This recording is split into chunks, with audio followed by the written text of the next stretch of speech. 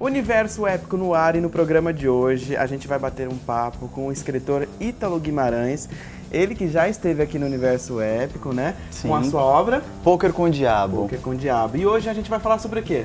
Hoje vamos falar sobre Crônicas Capitais, meu segundo livro, onde eu reconto de uma forma totalmente diferente um conto de fadas muito peculiar que a gente conhece de um certo boneco de madeira. É terror também. É terror. Suspense. Não, terror. Terror puro. Poker com o Diabo é um suspense com certos pontos filosóficos e drama. Crônicas Capitais é sangue caindo a cada página já. Nossa. Dá uma sinopse aí pra gente. Basicamente é a história de um jovem marceneiro que, por ser infértil, ele acaba sendo rejeitado por todas as mulheres da vila. O que ele decide fazer? Num ato de bruxaria, ele cria um boneco e, através do sangue dele, dá vida a esse boneco. Nossa. Só que esse marceneiro mantinha o boneco dentro de casa. Porque, querendo ou não, ele era um boneco feio, ele era aprendiz de marceneiro, então era uma coisa bem grotesca. E esse boneco tinha inveja da humanidade, porque ele via as crianças brincando lá fora, queria, mas não conseguia. Eis que surge um suposto grilo, virando e falando: olha, eu consigo transformar você num garoto de verdade. Eu preciso que você me traga o sangue de uma criança e eu posso fazer isso pra você. E a partir deste momento é que a história se desenrola, onde ele foge de casa, viaja com um circo de aberrações, ao qual ele se identifica como uma também, ele se vê numa família ali, e ali eu conto toda a trajetória dele, desde o momento da criação dele, até o ponto onde ele consegue ou não se tornar um garoto de verdade. Tem uma pitada aí de Pinóquio, Exatamente, Chuck, exatamente. Brinquedo Assassino. Exatamente, eu buscando muito sobre os contos clássicos, como os Irmãos Grimm, dentre outros autores do século XVIII, século XVII, eu reconto a história de Pinóquio, só que numa versão totalmente original, onde eu faço referências a este conto. Não é um plágio, não é eu estou recontando de forma só terror, tanto que os nomes não são os mesmos, são apenas referenciados. E qual que é a diferença entre você escrever o suspense e o terror? O suspense, ele se torna mais... é algo que te deixa aflitivo o tempo todo. Você pode ser que aconteça alguma coisa ou não, que te mantém preso dentro de uma linha tensa. O terror, ele já é algo mais... posso dizer escrachado? É algo que acontece mesmo. Você vê o sangue, você vê o susto, você vê o medo dali em diante. O suspense, ele já é mais... pode ou não acontecer alguma coisa. Ele te mantém tenso. O terror já é o medo mesmo. Mas e pra você como escritor? O que é mais prazeroso? Ou os dois ali você ama escrever? Varia muito. Assim, depende muito do estado de humor. Posso, muitos dos momentos, estar só querendo deixar o leitor tenso, como eu posso estar querendo espalhar a desgraça. Que aí já é já matando pessoas, aí que é essa criança aqui apresenta. Então mas dá pra misturar ali um suspense? Dá sim. Você unia o sobrenatural ao terror, o suspense que precede o terror, a tensão antes do acontecimento, é o suspense precedendo o terror. Agora falando sobre a obra física mesmo, né? Qual que foi a diferença que você sentiu no decorrer do Poker, né? Para esse novo livro, Crônicas? Primeiro, a forma de escrita, porque... A dificuldade foi a mesma ou não? Foi. Alguns pontos em específico foram mais difíceis porque a narrativa do Poker, ela é totalmente baseada nas cartas do livro, que nem a gente conversou da última vez. Já essa é uma história linear, então é outro tipo de narrativa, e o fato de você pensar como um vilão, por exemplo, como tal pessoa mataria este personagem. Então, você se colocar na cabeça de um psicopata, você se colocar na cabeça de um assassino, essa se torna mais difícil. Pra você matar um personagem, é fácil. Mas tem que ser criativo na hora de matar? Sim. Porque, vai lá dar um tiro. Exato. Não, uma morte banal não prende a atenção. O legal de você matar um personagem, de você fazer um assassinato, matar alguém, você tem que prender ela de alguma forma. Prender o leitor de uma forma com que ele sinta aquela mesma sensação também, ou a do psicopata matando, ou a da pessoa sendo morta. Fazer com que o leitor tenha essa empatia de sentir a agonia do morto ou sentir o prazer sádico do assassino. Assim como tem aquele filme Jogos Mortais. Alguma identificação da vítima? É um quebra-cabeça. Mas Jigsaw está morto há 10 anos. Não é ele. Não pode ser. Isso aqui estava no corpo. entre os roteiristas, né? Eles são bem criativos na hora de matar um personagem. Sim, sim, sim. A proposta de Jogos Mortais é justamente ser criativo. Você tem todo um jogo onde você tem aquela questão de vida ou morte mesmo. Premonição também é assim, né? Sim, Premonição, ao meu ver, ele já é um pouco menos criativo, é uma coisa mais escrachada, que são aquelas mortes bem que pra impactar mesmo, aquele, pá, sangue voando na tela.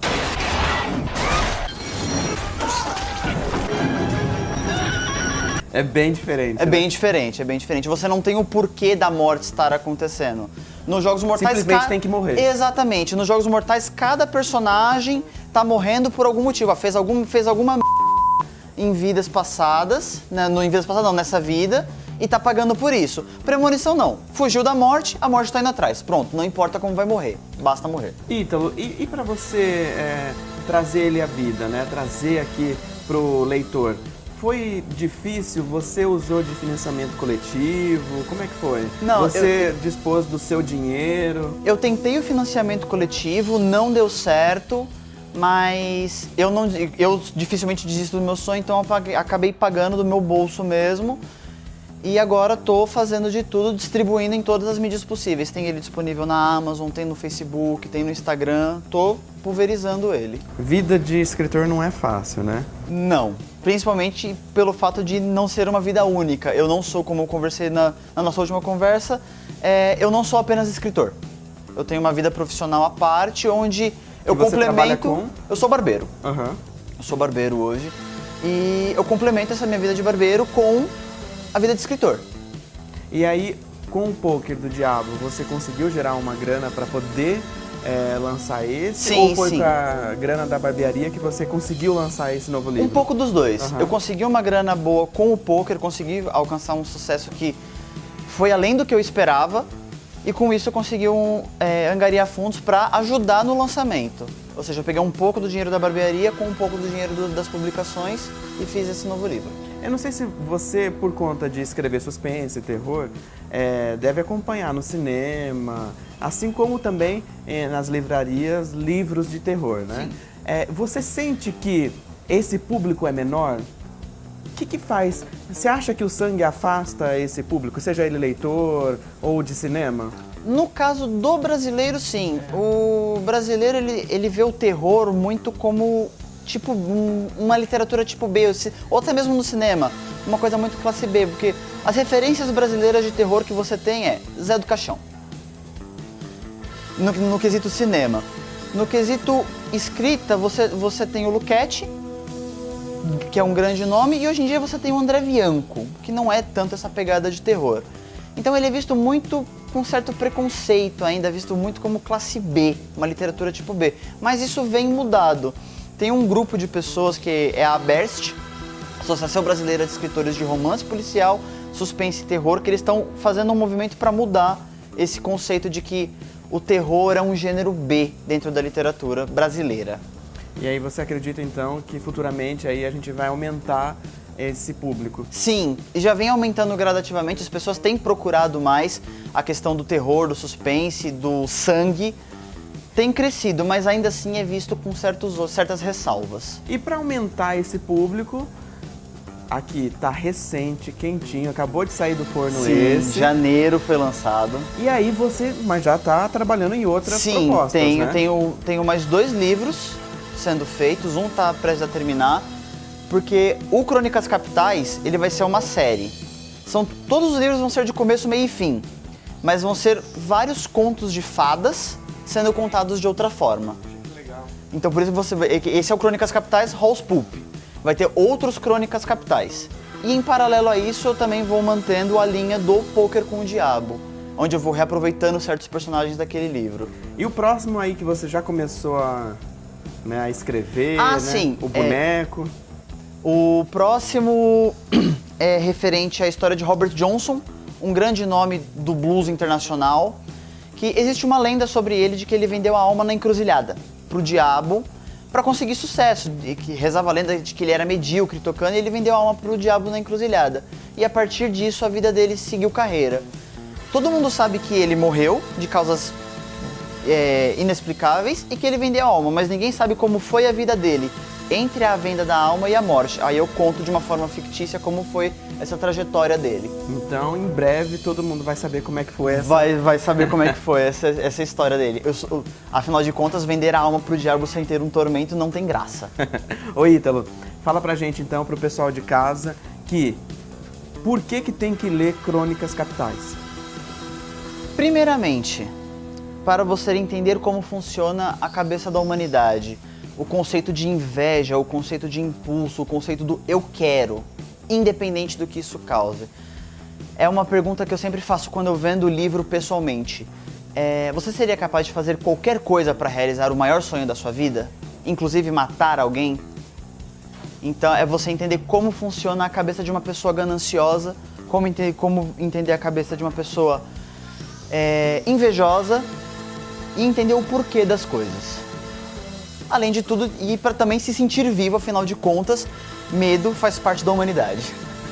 O pessoal então se interessou, quais são os canais que eles podem entrar em contato com você para tirar dúvida, fazer crítica e também encontrar o livro, né? Bom, vamos lá. Para encontrar o livro, tem ele disponível na Amazon. Você pode jogar lá Crônicas Capitais na Amazon, que vai aparecer ele tanto em e-book quanto em físico para vender. Frete grátis para o Brasil inteiro, consigo ele. Para saber mais sobre o livro, você pode seguir a gente no Instagram, Autor Ítalo Guimarães, @Autor Ítalo Guimarães, e na página do Facebook, facebook.com/Autor Ítalo Guimarães. Ítalo, muito obrigado pela participação. Eu que agradeço. E olha, quero deixar combinado aqui, então, no próximo livro, quando você lançar, já manda uma mensagem pra gente e vem aqui divulgar pro pessoal. Com certeza, aparecerei aqui sempre que tiver alguma novidade. Olha só, no próximo bloco tem muito mais bate-papo. Não saia daí.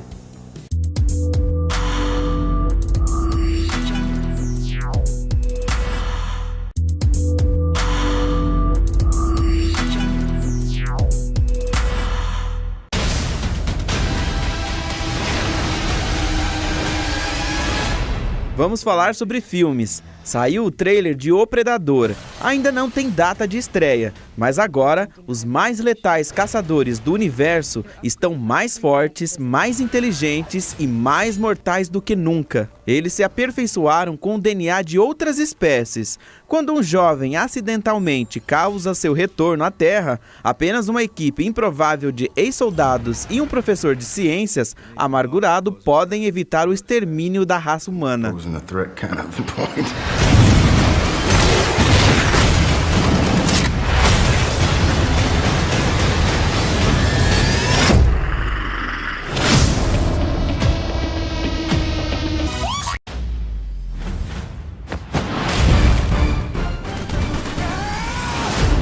Em Missão Impossível Efeito Fallout, Ethan Hunt, vivido por Tom Cruise, com sua equipe e aliados, estão em uma corrida contra o tempo, depois que uma missão dá errado. Henry Cavill, Angela Bassett e Vanessa Kirby são as novidades do elenco.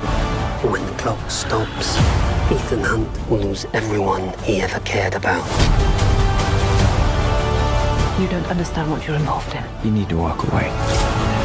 Because you might shoot one tiny piece of this. Jurassic World Reino Ameaçado estreia em junho. Enquanto ele não chega, vamos ver o ator Chris Pratt nos bastidores da gravação do longa. So I like it to look real organic. Yeah, Very real. very real. How did that get so lucky to be with you? When we did the first Jurassic, you were so particular with my mustache. You trimmed it with scissors, and so we stuck together since then. Yeah. We got a rhythm going. We got a rhythm. We got to figure it out. Está chegando uma nova série na Netflix, Night Flyers, uma produção instigante de suspense psicológico e ficção científica, baseado na obra do famoso autor de Game of Thrones, George R.R. Martin. Uma tripulação de cientistas e exploradores a bordo da nave mais avançada da história embarca em uma jornada para estabelecer contato com formas de vida alienígenas. Conforme mergulham cada vez mais no desconhecido, uma série de incidentes misteriosos e destrutivos passam a ameaçar a missão e a tripulação.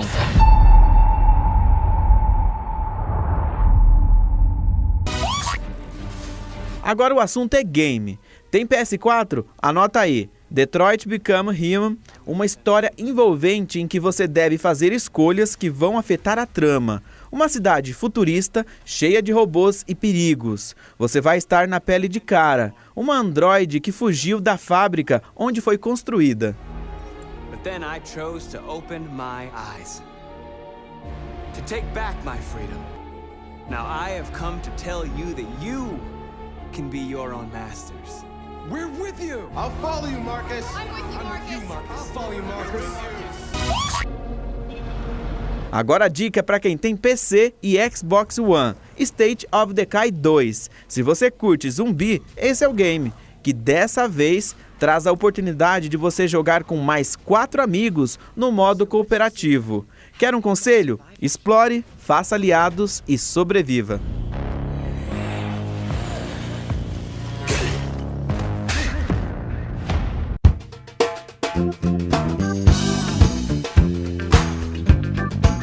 Estamos de volta aqui, Universo Épico. Agora o nosso bate-papo é com o JP Schmidt. Ele que vai falar sobre as obras, né? Que nós temos aqui, Maus Valores e Guardiões do Pecado. Vamos começar então, JP, por Maus Valores, que foi a sua última obra, né? Sim, sim. Conta um pouco dela pra gente. Eu sempre gosto de começar de uma maneira diferente, transmitindo de uma outra forma, então fazendo uma pergunta a você. Se você vivesse em um universo mágico, um universo fantástico, em que você tivesse poder, e não aquele apaguei uma lâmpada, acendi uma lâmpada, realmente poder. A minha pergunta se você tem tanto poder, por que permanece preso em uma cadeia em que uma simples faca pode acabar com qualquer um? Essa dúvida, essa questão não é complicada. Então, já com isso em mente, vamos falar dos protagonistas. São 3 protagonistas. Nós, lembrando que é um universo fantástico, medieval, então vai ter diversos elementos comuns a esse meio, né? Então nós temos o quê? Nós temos uma elfa capaz de voar, levitar, ficar invisível, ou seja, todas as oportunidades do mundo para sair de lá, não sai. O anão, poderoso o suficiente para andar sob o solo, né? Entortar as barras, também não sai de lá. E o terceiro e último, com ele já acontece uma coisa um pouquinho diferente, que ele está sendo acusado de ser um péssimo líder, e justamente por ser um péssimo líder, a razão central do deband de toda a sua equipe, né, de toda a equipe de Honda. E não foi bem assim que aconteceu. A bem da verdade é que eles enfrentaram uma criatura lendária, então ele não tem como justificar que aquilo sequer existe. Se ele não tem como justificar, como é que ele vai dizer que, olha, não é que eu sou um péssimo líder e o pessoal foi embora, né? Que parte foi devorada, a outra foi embora, né? Então, ao invés de ser tratado como louco, ele prefere ficar e aguardar o julgamento. E tudo isso tem uma referência, né? Tem ali uma inspiração. Várias. Quais são elas? Bom, eu tenho que falar que eu jogo RPG, aqueles RPGs de mesa com dados, há 28 anos mais ou menos, né? E toda a inspiração veio de lá. Então esses 2 livros, eles fazem parte de campanhas que eu joguei ao longo de 10 anos, né? Com as mesmas pessoas.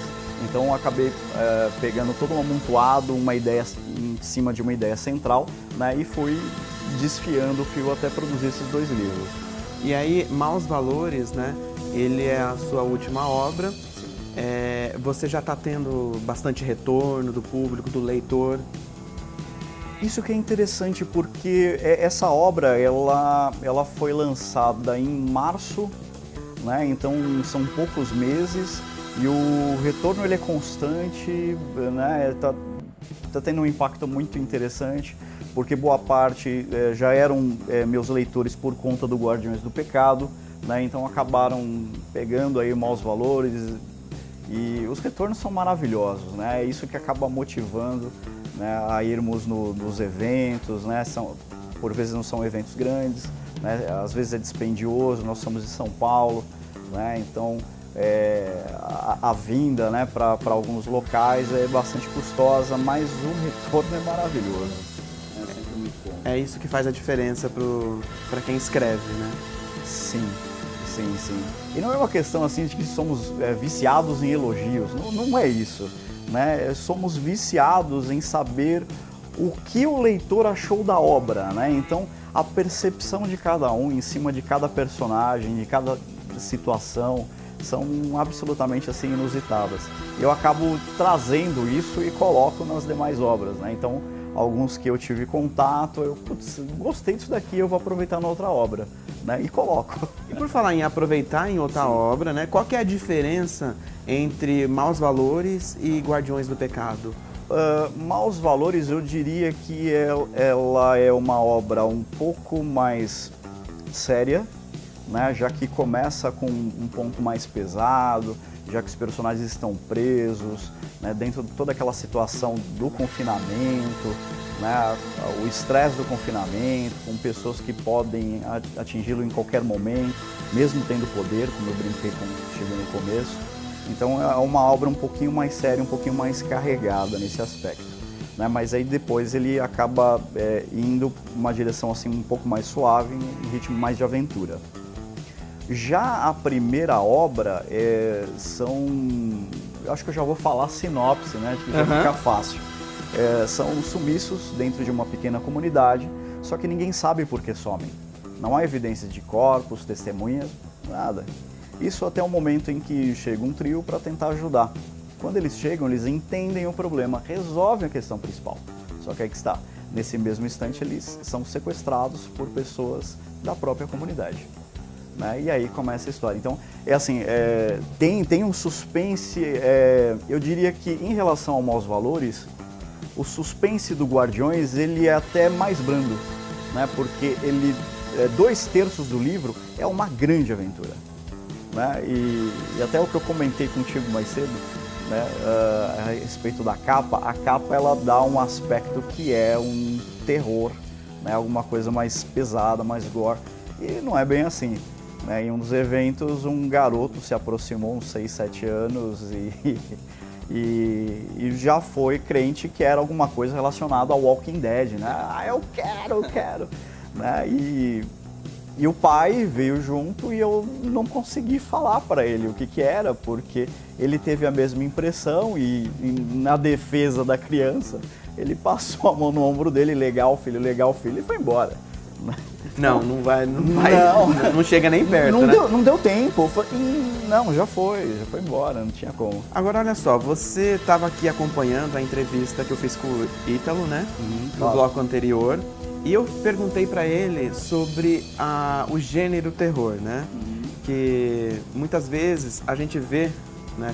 Eu gosto de terror, eu acompanho, vou no cinema e você vê que a sala não tá tão lotada quanto você vai assistir um Vingadores, você vai assistir uma comédia romântica, é diferente. É um público que gosta e não tá tão cheia a sala. Você acha que o gênero terror é um gênero de nicho? Você acha que também que a literatura também acaba sendo um hobby de nicho? E aí você está dentro de um nicho onde não tem tantos leitores e escreve para um nicho que também é menor? Ou você discorda? Eu concordo em parte, porque existe uma coisa que é o marketing direto disso, né?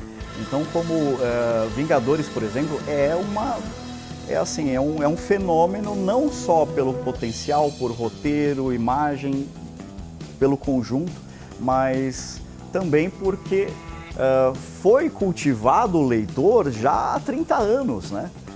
Marvel começou em 75, por aí, não me recordo bem.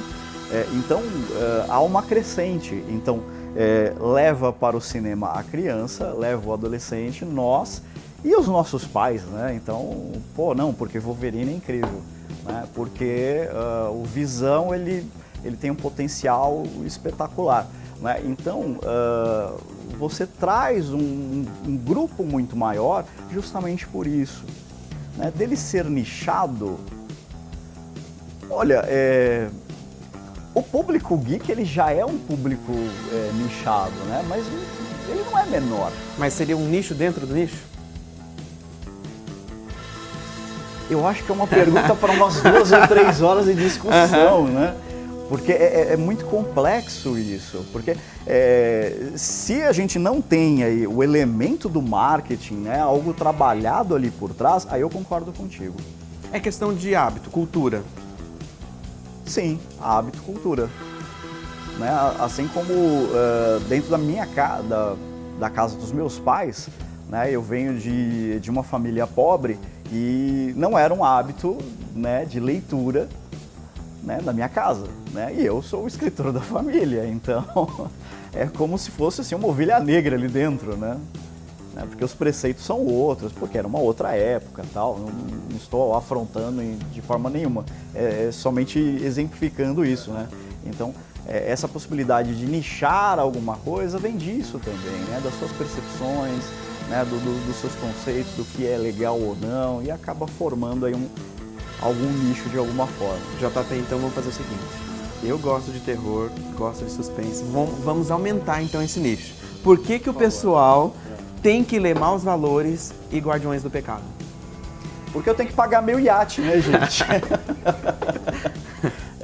Bom, brincadeiras à parte, são duas grandes aventuras, né, com um suspense mais leve e menos leve, né, em que a principal ideia, pelo menos no início, era transformar, né, homenagear os meus amigos ali da época de jogo, ali de RPG, né, de trazer essas histórias que eram histórias bacanas, maravilhosas, que nos deixavam horas ali dentro jogando, mas também uma forma de contar outras histórias, né? Então quem lê os livros percebe que eu não escrevi uma só camada, né? Então tem outras pequenas histórias ali, em um ponto ou outro. Inclusive eles são histórias fechadas, no entanto, lendo isso por quê? Porque eu gosto que o leitor ele tenha o poder da escolha, né? Então, esta capa, essa sinopse me agradou mais, então ok, comece por ele, né? Cronologicamente seria Guardiões ali o primeiro, né? Então lendo daqui para cá você tem aí pequenos easter eggs aí entre eles, né? E é isso que eu gosto de colocar em todo momento. E o pessoal então que ficou interessado faz como? Tem aí um Facebook, um Instagram? Tem Facebook, Instagram, todos os meus livros são vendidos também pela Amazon, né? Todos eles já saem aí autografados, né? E individualmente, com todo carinho aí para vocês. Nosso tempo já está encerrando aqui, rapidinho, já tem alguma coisa aí que você já está, né, um boneco de um próximo livro, que você possa adiantar pra gente? Verdade, eu estou em financiamento coletivo e, aliás, eu estou absolutamente ensandecido com isso. Tem uma HQ, que é uma das histórias pregressas de um dos personagens dos livros, que é um anão, né, bocudo, inconveniente, né, como todos os anões que realmente a gente tem que trazer aí para a vista. E tá lá no Catarse, www.catarse.me/do sangue de Keldorn, com K.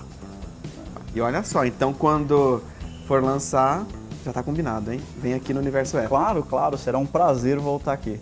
JP, muito obrigado pela entrevista. Imagina, eu que agradeço. E a gente fica por aqui, na próxima semana a gente volta com muito mais. Tchau!